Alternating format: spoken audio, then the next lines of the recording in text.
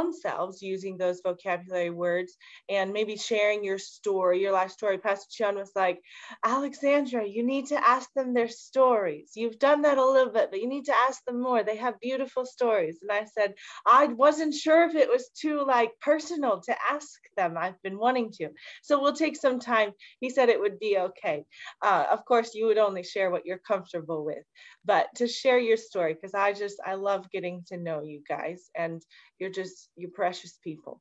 So we'll start by I'll share my screen quickly. For some reason it's not, hang on just a sec. It's just, I think 5 slides or something. And I took this from a video that Pastor Tiang sent me, and basically just kind of shortened it down and just simplified it a bit. So we could just focus on a few things. So it just goes over, I think, 6 questions from like a personality test, and just kind of give some vocabulary to describe people. And if you see ones you don't know or that seem interesting to you, jot them down so that you can practice them today.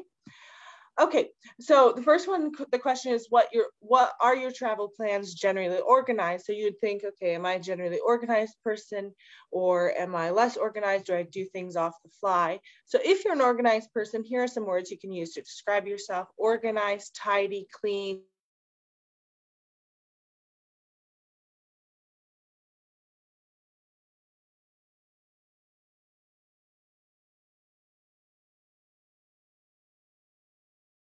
On top of things, who is I'm sorry, my internet's not working very well. Can you guys see this?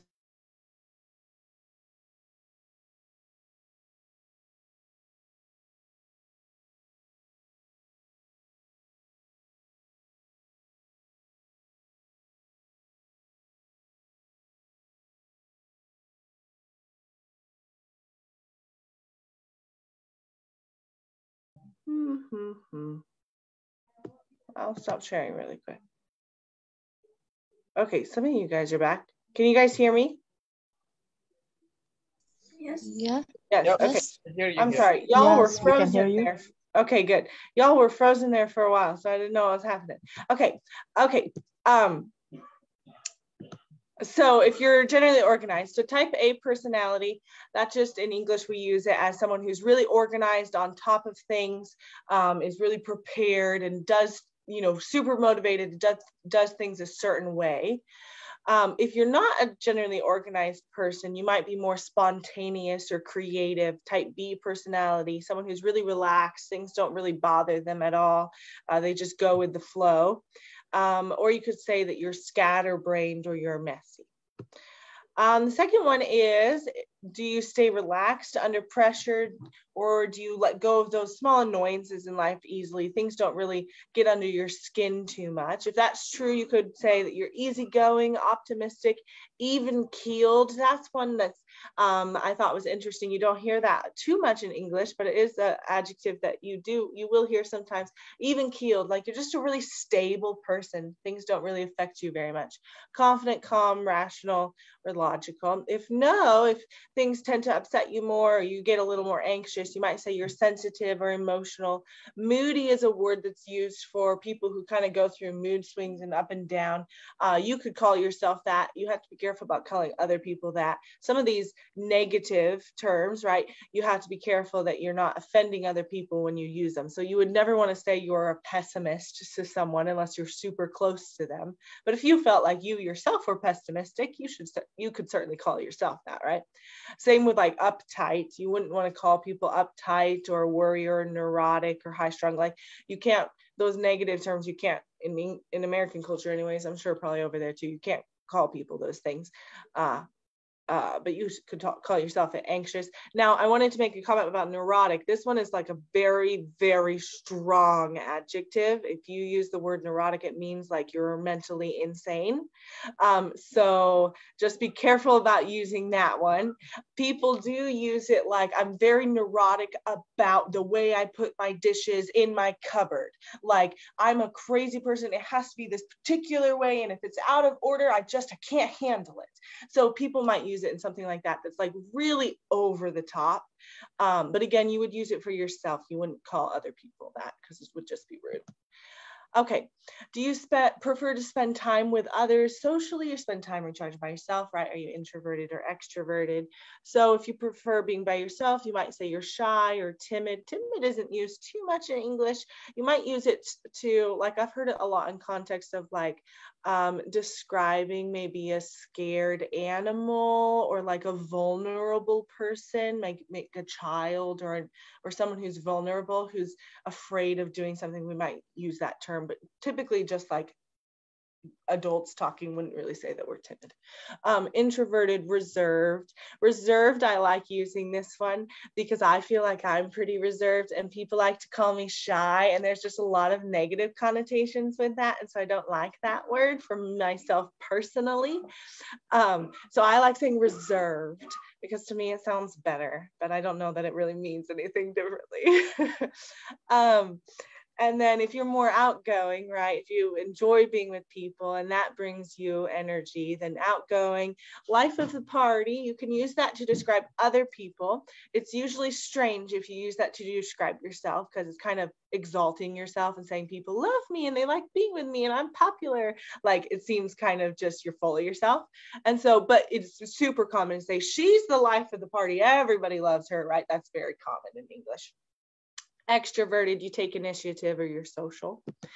This fourth one says, do you get lost in thought a lot or reflect frequently on the meaning of life?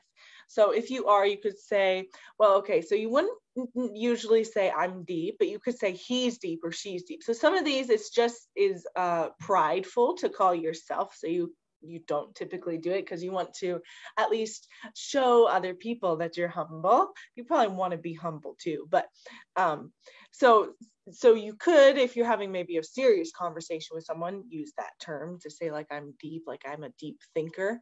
But typically you would probably use that to describe other people. Critical and cynical, these are things that, again, you would use about yourself and not call others since they're more negative terms. And it really is, it does have negative connotations of you're critical about things in life, you're cynical, you don't believe things, you doubt a lot of things.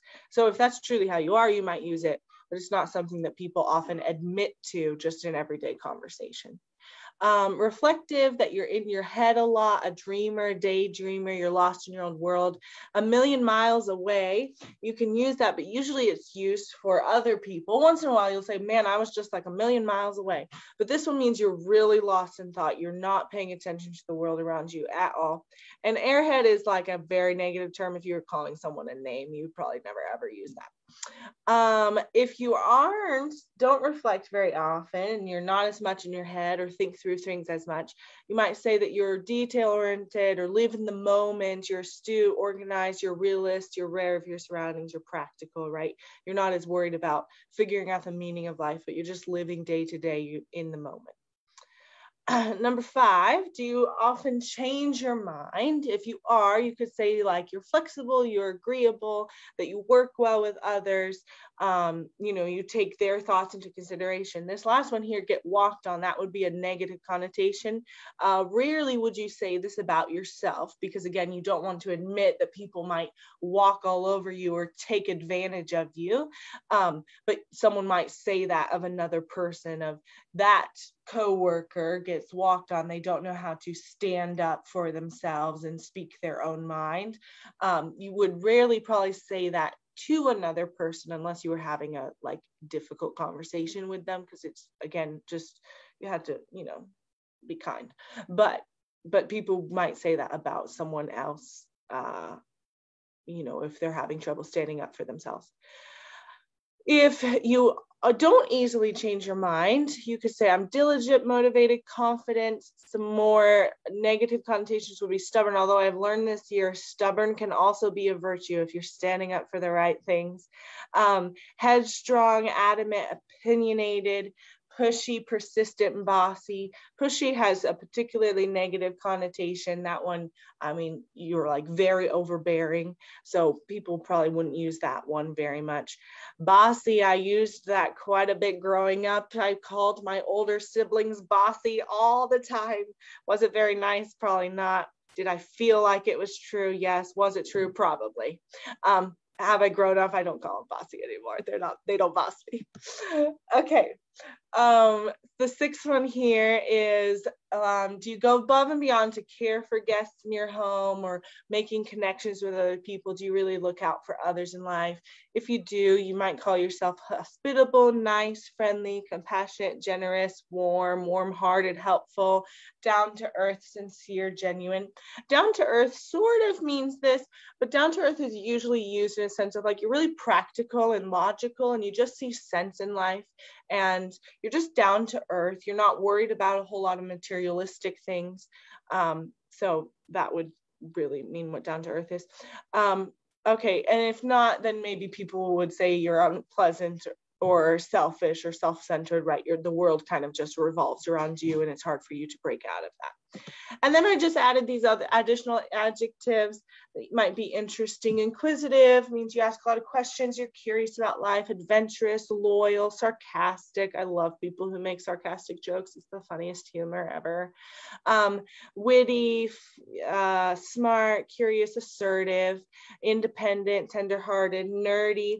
A while back, so like when I was a kid, being called a nerd was like really, really rude and people were making fun of you and like that wasn't a nice thing to say, but like that's changed in American English.